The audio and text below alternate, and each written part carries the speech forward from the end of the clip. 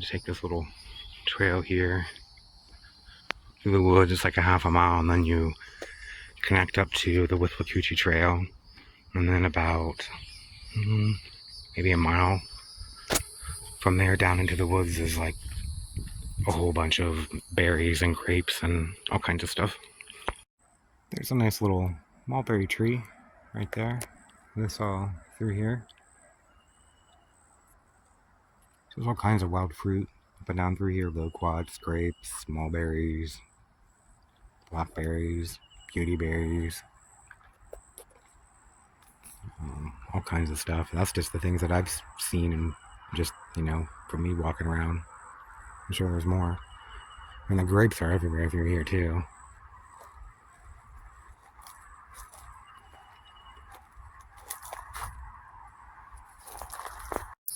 Look at the blooms. Beautyberry, I think. They're everywhere. All over the place in the fall. Maybe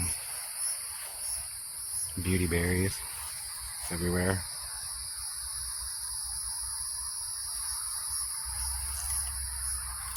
So there's all kinds of wild food everywhere. This is just one tiny little spot. I'm sure there's all kinds of stuff that I don't even know what it is. It's edible. You can see now that it's starting to become summer, that the forest becomes more like a jungle, and you just can't really walk through it unless you have like a giant machete or something. And there's some open areas here and there, but it starts to fill up pretty quickly to the point where it's just an impassable mess. I love these trees. They have like little pink puffballs that grow on them.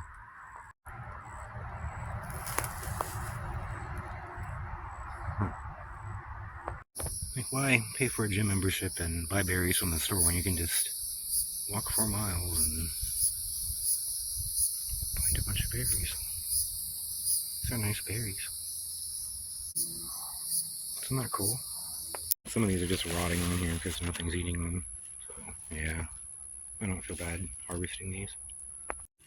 There's so many of them. There's no way I'll be able to get them all. Plus, I don't really care to, but there's so many. I remember when I moved here, I thought, I'm really going to miss harvesting the wild blackberries everywhere where I used to live.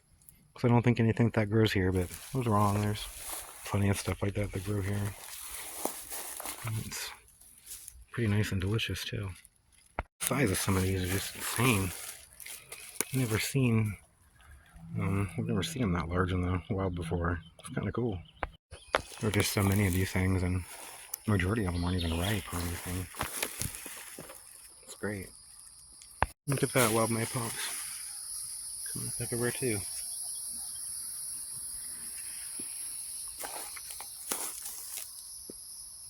Isn't that cool? Berries, maypops, grapes, loquats. It's just so neat to see all these different kinds of fruits all in one little area. I mean, it's not little, it's like, I walked about 4 miles to get here, but still. There's grapes all along the way, and loquats, and berries, and maypops, and who knows what else. Now that I have all these beautiful dewberries, I could just eat them just like this, I guess.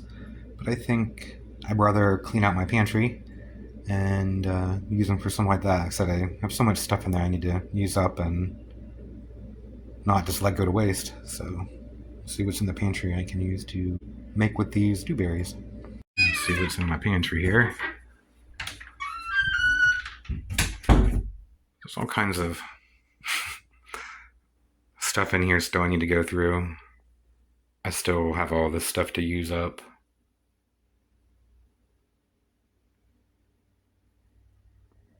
And here I also have a ton of stuff to use up.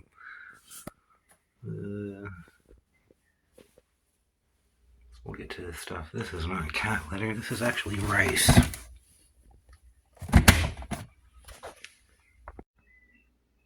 I think I can just make a cake or something. I have some cake mix here. to vanilla.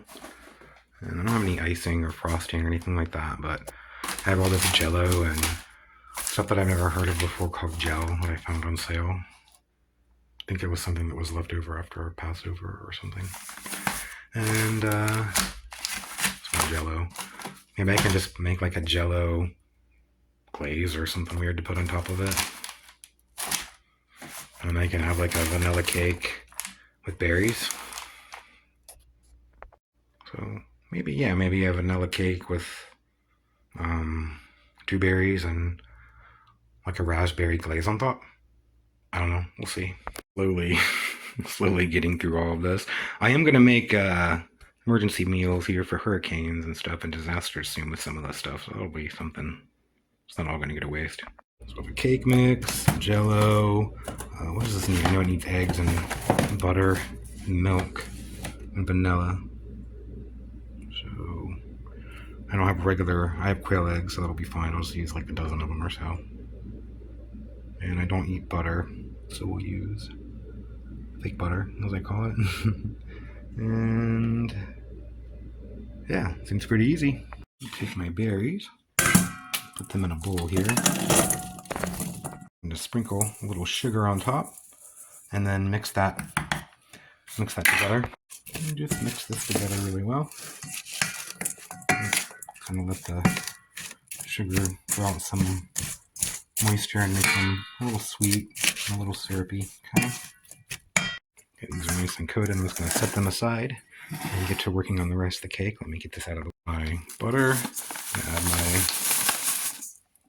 cake mix stuff. Mix it together really well. Okay, I think that's mixed together pretty well. I'm going to add all these quail eggs here. And since I'm using all the berries and they have liquid, it calls for a cup of milk. I'm just going to use like half a cup of almond milk, since the berries will have moisture. I'm also not going to add any oil, but I will probably add the vanilla extract. So let me get these eggs out of their shell and in here. I'm going to just stir the quail eggs in, half a cup of almond milk, and a little bit of vanilla.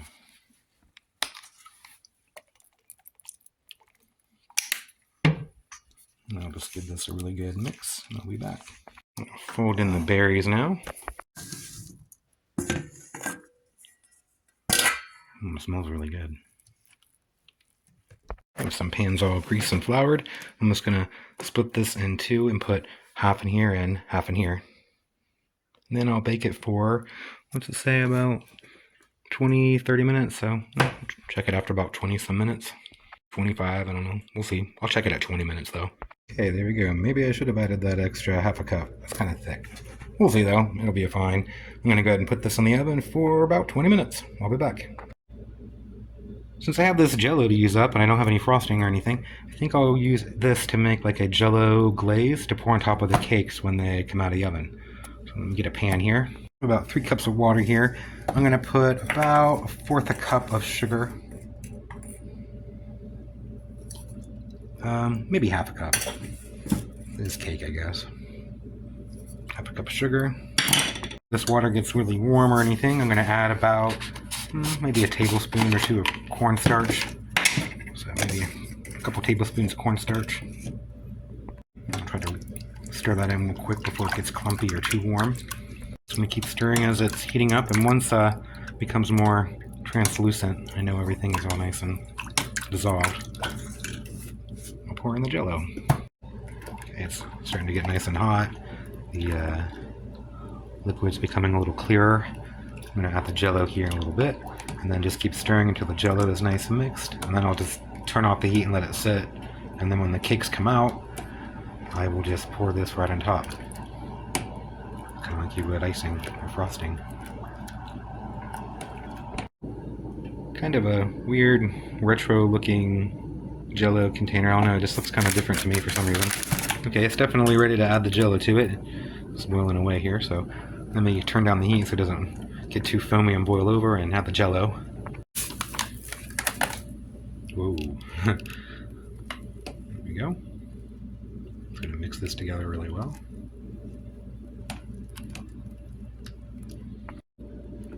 Okay, it's nice and mixed together. I kept stirring it for a little bit. You want to make sure that the gelatin isn't going to be grainy or anything like that.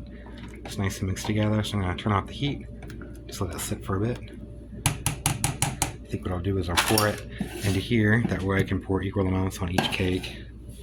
So once this cools down a bit, I'll pour it into this measuring cup. I think they look pretty good, and I really don't know about ruining them with a glaze that might soak down into them and ruin them. So what I'm going to do is half on here and then half in here to set up. Just to see here. So I'll leave one without anything on it. So I'm going to pour about half of this mixture on here or up into the top, and then the rest I'll pour in here in this little pan. You put half in there and half in here, and it's doing what I thought it would do, be kind of like a poke cake and kind of soak down into all the little crevices and stuff. So yeah, so I have one like this, something like this that I'm gonna wait till it gets firm, and then top on top of this one. So we'll see what they're like here, and I guess once all this is cooled down and nice and firm. Okay, here's what they look like. I flipped this one upside down, the one that didn't have any jello on it, upside down, and then flipped the jello upside down on it. It kind of worked, and this is the one I poured on it. So I'm going to take a little slice of each and see what they're like. Okay, here's the one where I poured the jello glaze right on top. I'll give this a try here. So this is the kind that I just poured it on top. And then we'll try the other one. Oh, made a mess there. It's very delicious. Pretty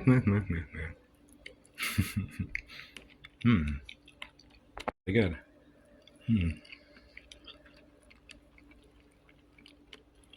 I don't know how the other one can top this. The other one looked prettier, but this is pretty tasty. We'll see. This one here, I think, looks prettier, but we'll see if it compares with taste.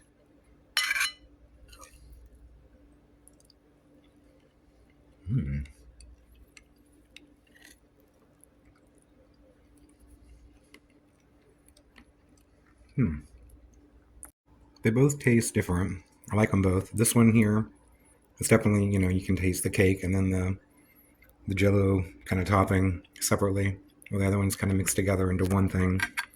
The other one's like more moist, I guess, from the jello being kind of mixed into it a little bit. Although this one, I guess, is also really moist. They're both pretty moist. Can't tell which one I like better. I think I like it better, kind of like almost like a poke cake where it's poured on top. Actually, I think if I make this again, I'll do it like that. It's a lot easier too. And I like the flavor better, I think.